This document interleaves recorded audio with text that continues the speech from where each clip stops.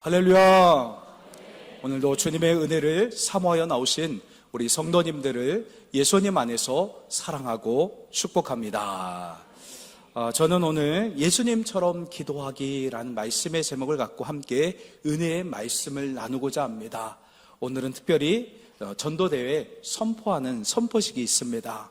여러분, 우리가 한 영혼을 살리는 것, 그것보다 중요한 것이 없습니다.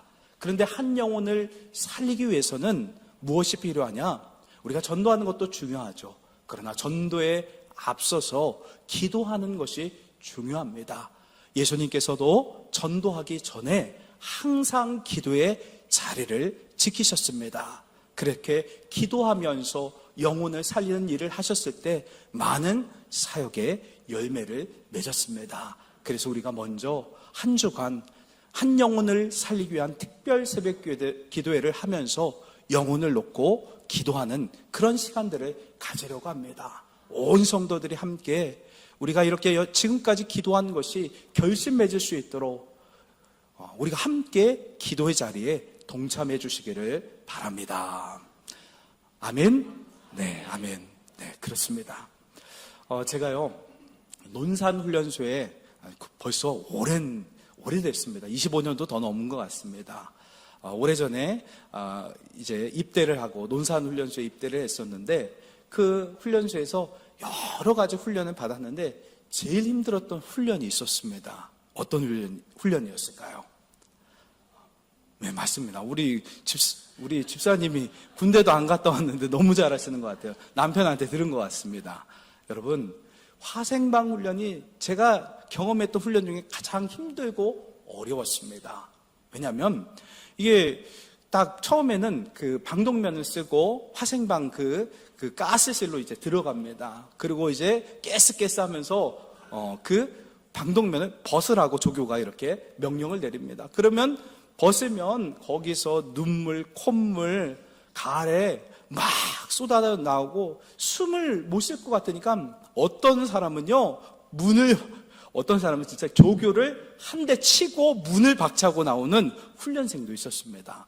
그 정도로 답답하고 힘들고 어려웠습니다. 제가 그 화생방 훈련을 하면서 이렇게 숨을 못 쉬는 것이 이렇게 답답하고 힘들고 죽고 싶은 그런 마음이 들 정도로 힘들구나라는 생각을 하면서 우리도 마찬가지입니다. 세상을 살면서 죄의 오염 가운데 우리가 온전히 세상 가운데 진정한 영적인 호흡을 할 수 없습니다.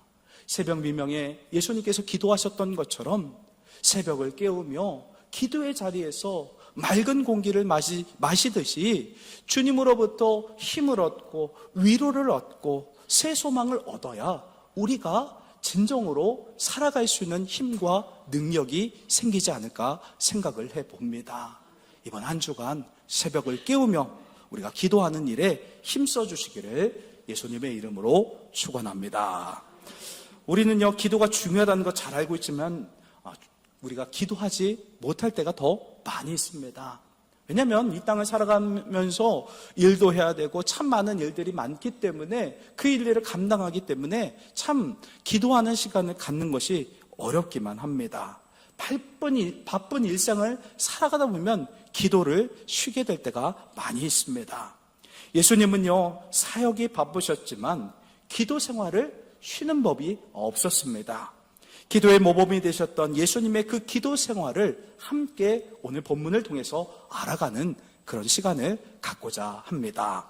첫째로요, 예수님은요, 가장 바쁘고 피곤할 때 기도에 힘을 쓰셨습니다.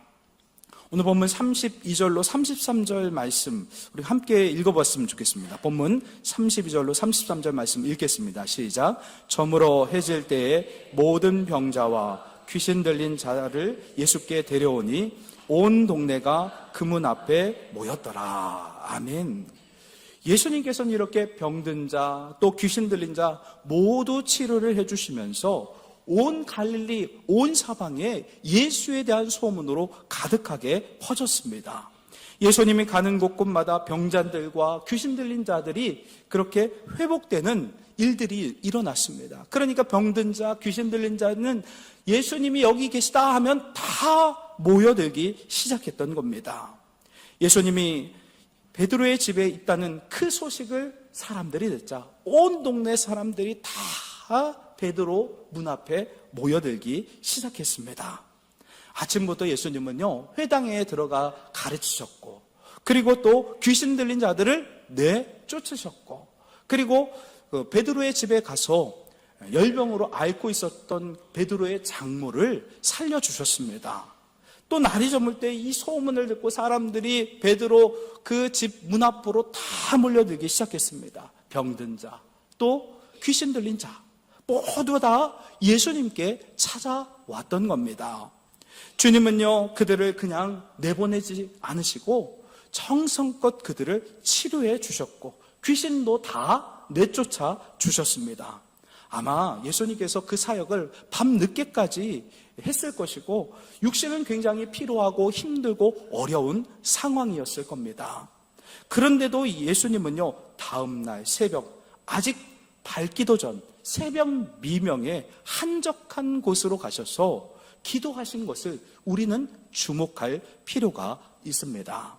오늘 본문 35절 말씀에 보면 새벽 아직도 밝기 전에 예수께서 일어나 나아가 한적한 곳으로 가사 거기서 기도하시더라. 아멘.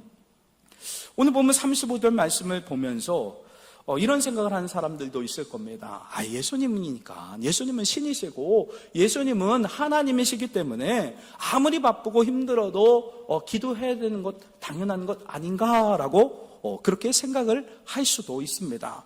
자, 그러면 한번 잘 생각해 보세요. 여러분, 예수님은 이 세상에서 기도할 필요가 있는 분이셨을까요? 잘 생각해 보세요. 예수님은 누구시죠? 하나님이셨습니다. 기도가 필요한 분이실까요? 필요가 없으신 분이셨습니다. 예수님은요, 하나님이셨기 때문에 결코 기도할 필요가 없었습니다. 이미 예수님과 하나님은 하나셨고 친밀한 교제권 가운데 거하셨기 때문에 그 예수님은 기도하실 필요가 없었습니다. 그래서 예수님이 뭐라고 말씀하셨냐? 요한복음 10장 30절 말씀에 보면 나와 아버지는 하나이다 라고 이렇게 말씀하신 적이 있습니다. 여러분, 예수님과 하나님이 한 분이시고 하나라고 한다면 그럼 예수님께서 굳이 기도할 필요가 있었을까요? 없었던 겁니다. 그런데도 예수님은요, 기도가 필요 없으셨던 그 예수님은요, 바쁘고 피곤한 중에도 새벽 미명에 기도하셨다라고 한다면 우리는 얼마나 더 기도해야만 할까요? 여러분, 그래서 우리가 기도가 필요한 겁니다. 하나님이셨던 예수님도 항상 기도를 쉬지 않으셨습니다. 우리가 정말 맑은 공기를 마시듯이 그렇게 우리의 영이 숨쉬고 사는 것처럼 살아가려면 기도의 자리에 나가는 길밖에 없는 겁니다. 종교개혁 이후에 마틴 루터는요, 수많은 강연과 또 저술로 하루 24시간이 부족할 정도로 굉장히 바쁘고 그렇게 힘들게 사역을 했습니다. 그런데 바쁜 일정 속에서 이 루터는요, 이렇게 말했다고 합니다. 오늘은 일이 많고 너무 바쁘니까 2시간 더 기도해야겠다. 이뿐 아닙니다. 할 일이 너무 많으니까 아침에 3시간 더 기도하겠다라고 그렇게 말했다고 합니다. 이렇게 마틴 루터가 종교개혁을 성공할 수 있었던 그 비결이 바로 기도에 있었던 겁니다. 루터는요, 바쁘면 바쁠수록 기도의 시간을 늘렸던 만큼, 계속 더 늘렸던 만큼 하나님의 그 도우심과 또 인도하심을 바라보며 그렇게 기도를 했던 겁니다. 왜냐하면요, 인간의 유한한 그 능력을 가지고는 우리의 유한한 능력밖에 나타나지 않습니다. 그런데 기도하면 무한하신 하나님의 능력이 나타난다는 겁니다. 내 힘을 의지하겠습니까? 아니면 하나님의 무한한 힘과 능력을 의지하겠습니까? 당연히 하나님의 능력을 의지할 수밖에 없는 겁니다. 그러니까 이 루터는 하나님의 능력, 무한한 능력을 의지하며 기도했기에 그 모든 사역들을 능히 감당해낼 수 있었던 겁니다. 그래서 우리는요, 하나님의 능력과 도우심을 구하는 기도의 자리에 나가야 하는 것입니다. 오늘날 우리도 루터처럼 기도에 대한 갈망이 필요합니다. 하나님 없이는 살 수 없습니다. 하나님의 도움 없이는 어떤 일을 행할 수 없습니다라고 루터처럼 하나님을 의지하는 갈망이 우리에게, 기도에 대한 갈망이 필요한 것입니다.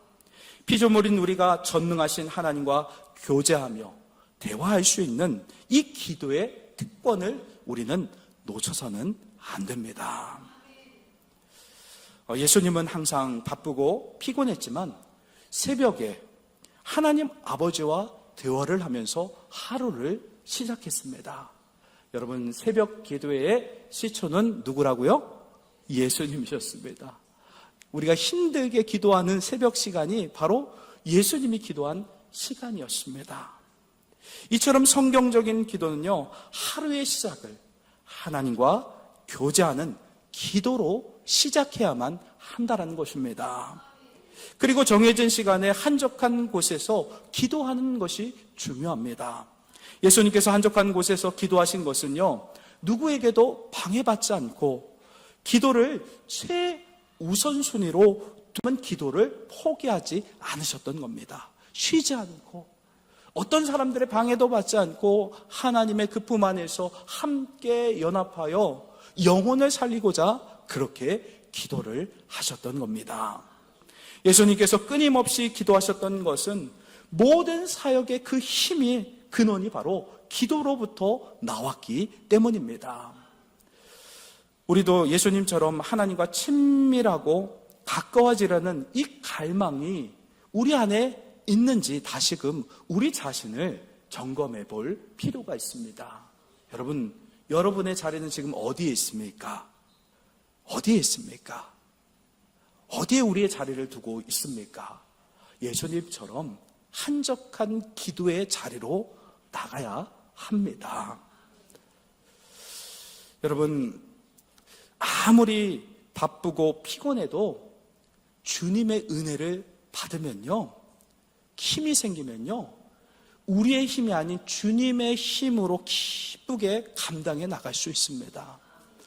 제가 전에 사역했던 교회에서 어떤 분이 항상 기도하고 말씀에 파묻혀서 은혜를 받고 기도의 자리에 머물며 말씀을 늘 읽고 묵상하며 그 자리를 지키며 며칠 만에 그냥 일독을 할 정도로 그렇게 푹 말씀에 잠겨서 기도하며 사셨습니다. 근데 그분이 하루에 한두 시간만 자는 거예요. 한 달 동안 그랬는데 피곤하지가 않더라는 거예요. 왜 그러나 생각해 보니까 바로 하나님의 은혜가 있으니까 아무리 힘들고 피곤해도 피곤한 줄 모르는 겁니다.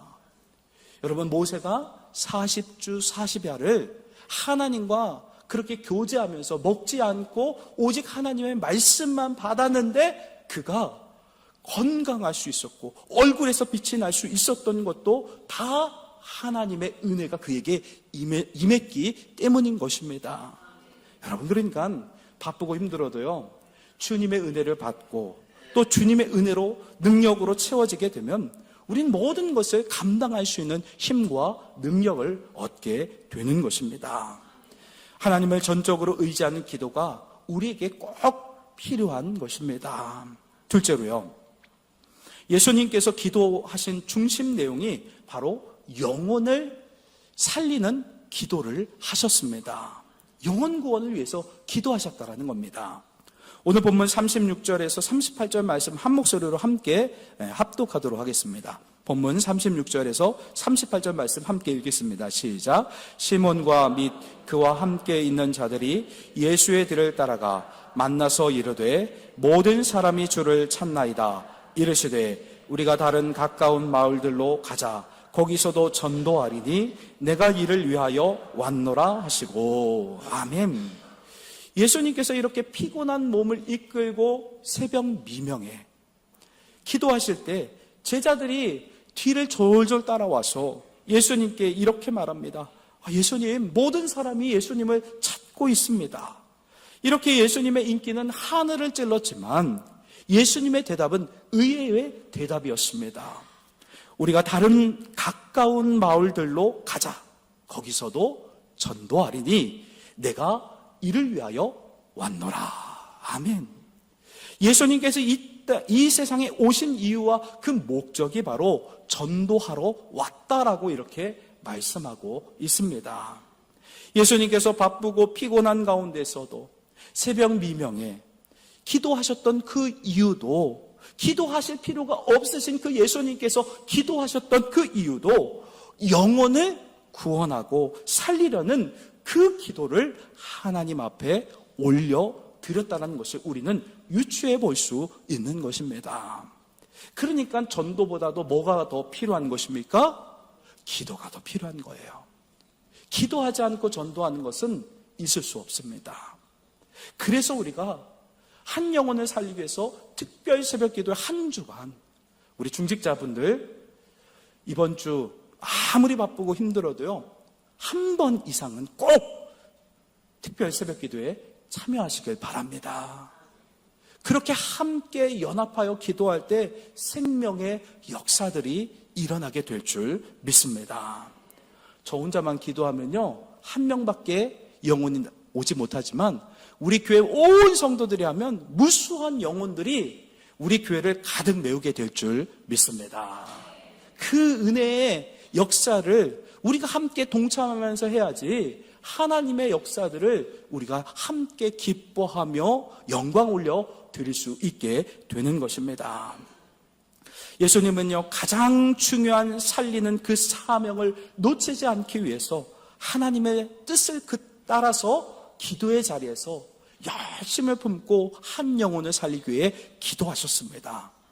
예수님은요, 세상의 인기에 연연하지 않고 기도를 통해 하나님의 뜻을 붙잡았습니다. 예수님은 언제나 영혼을 살리기 위한 기도를 하셨습니다. 그래서 우리는요, 기도의 방향성을 바꿔야 합니다. 우리가 예수님처럼 기도하려면 영혼을 살리기 위한 기도를 해야만 합니다. 우리가 예수님처럼 영혼 구원을 위해서 기도할 때 더 깊이 하나님의 은혜들을 경험할 수 있습니다. 성경에서 하나님의 뜻에 대해서 많은 말씀들이 있지만 예수님께서 직접 하나님의 뜻에 대해서 말씀하신 본문이 요한복음 6장 40절의 말씀입니다. 내 아버지의 뜻은 아들을 보고 믿는 자마다 영생을 얻는 이것이니 마지막 날에 내가 이를 다시 살리리라. 아멘. 이렇게 하나님의 뜻은 바로 예수를 보고 믿는 자마다 영생을 얻게 하고 살리는 데 있다라고 성경은 우리에게 말씀하고 있습니다. 마치 구약시대의 불뱀 사건과 같습니다. 민수기서 21장 9절 말씀에 보면 모세가 놋뱀을 만들어 장대 위에 다니 뱀에게 물린 자가 놋뱀을 쳐다본 즉 모두 살더라. 아멘. 여러분, 불뱀을 쳐다보기만 했는데 불뱀에 물린 사람들, 하나님을 원망하고 하나님 왜 우리를 광야에서 죽게 만드십니까? 라고 원망했던 그들에게 하나님 불뱀을 보내주셨고 또 살 길을 또 하나님께서는 모세를 통해서 알려주셨는데 장대 위에 불뱀, 놋뱀을 달아가지고 놋뱀을 달아서 높이 들어서 사람들이 그 놋뱀을 보기만 하면 살게 될 것이라고 말씀하셨고 그렇게 선포했을 때 그 불뱀을 쳐다봤던 사람들은 살아나는 역사, 그런 역사가 일어날 수 있었습니다. 이처럼 누구든지 예수를 바라보고 놋뱀이신 우리의 구원이신 예수님, 그 놋뱀은 그 장대에 높이 들린 그 예수님, 십자가를 상징하는 겁니다. 내가 죽어야 될 그 십자가의 자리에 죄 없으신 예수님께서 대신 그 십자가를 지신 것을 믿고 그분을 의지하여 우리가 죄사함을 받게 되면 우리도 예수님을 바라보고 믿기만 하면 구원을 받을 수 있고 죄에서 생명으로 옮기게 되는 것을 믿으시길 바랍니다. 이렇게 십자가에 달린 그 예수를 우리가 바라볼 때 믿고 의지하는 자마다 영원한 생명을 얻게 하시는 것, 그것이 바로 하나님의 뜻입니다. 그리고 예수님처럼 영광스러운 부활을 채로 회복시키시고 또 마지막 그 심판의 종말의 날에 믿는 자들을 다시 살리고 부활케 하는 것, 그것이 바로 하나님의 뜻입니다.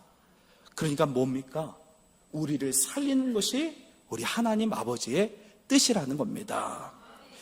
하나님의 형상과 모양대로 창조한 그 인간을 회복시키고자 하나님은 그 아들을 우리에게 보내주셨던 겁니다. 예수님은 영혼 구원의 본질적인 그 사역을 위해서 기도를 쉬지 않으셨습니다.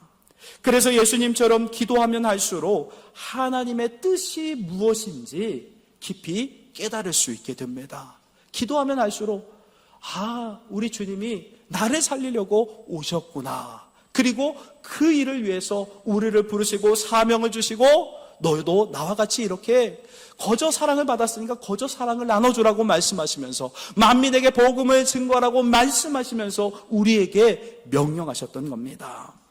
하나님의 뜻을 따라 영혼 구원하기 위해 우리가 기도에 힘쓸 때 우리를 향하신 하나님의 뜻과 사랑을 더 깊이 경험할 수 있게 되는 것입니다.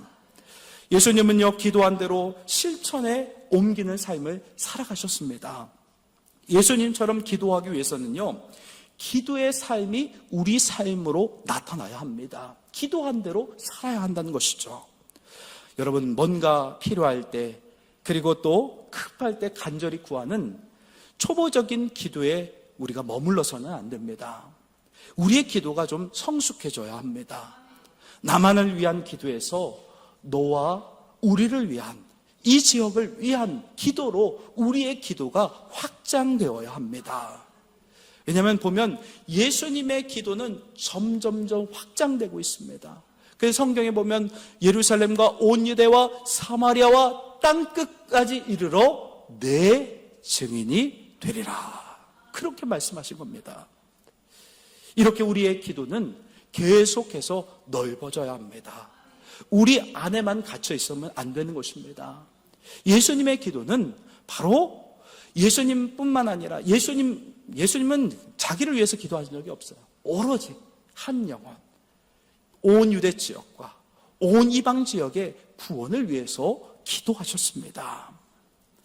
여러분, 이렇게 우리는 초보적인 기도, 나만을 위한 기도에서 이제는 광의적으로 더 넓은 차원에서 영혼을 살리는 기도를 예수님처럼 해야만 하는 것입니다. 이렇게 예수님처럼 살리는 그 기도를 행할 때에 삶의 놀라운 변화와 역사들, 신앙의 참맛을 우리가 경험할 수 있게 되는 것입니다.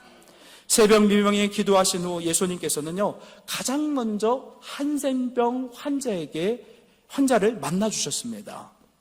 그 병자가 예수님께 꿇어 엎드려 원하시면 저를 깨끗게 하실 수 있습니다 라고 그렇게 아랠 때 예수님은요, 불쌍히 여기사 손을 내밀어 그에게 대시며 이르시되 내가 원하노니 깨끗함을 받으라. 아멘.